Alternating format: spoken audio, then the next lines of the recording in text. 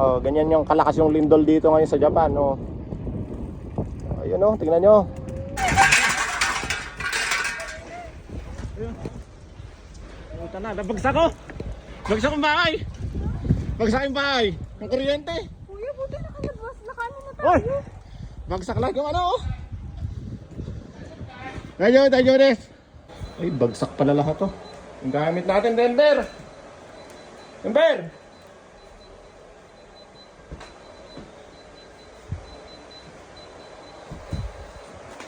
Bagsak pala lahat, ah.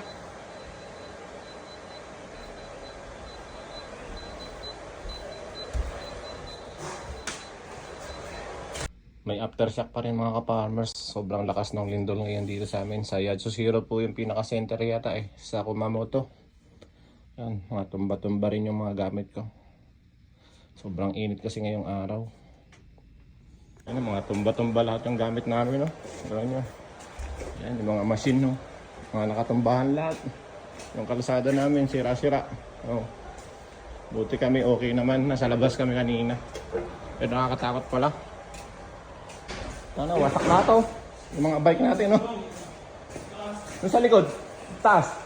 Gulo-gulo. Gulo-gulo din? Wasak dito. Doon sa likod. Yan.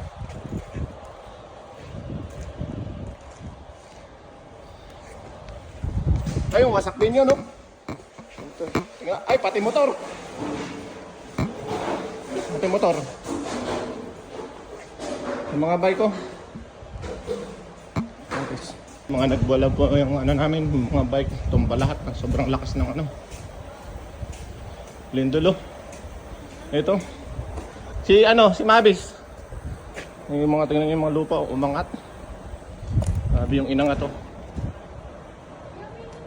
Meron pa. Kuya, natatakot ako. Meron pa. Meron pa. Oh, angat. Oh, laki yung inangat to, no? Oh. Tama na, baka pwede naman. Yan, wasak na wasak yung bahay.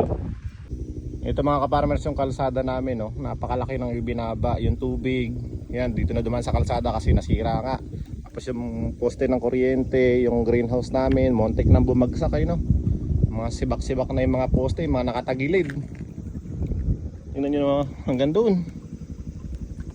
Tignan nyo mga ka-farmers yung dinaanan ng lindol. Meron lang talagang parte na malakas. Ito, nasibak tong buhos pa to, ha. Tignan nyo, wasak na wasak, oh. Ayan, yung mga buhos na daanan ng tubig, nasira dun sa daan namin, sa kalsada.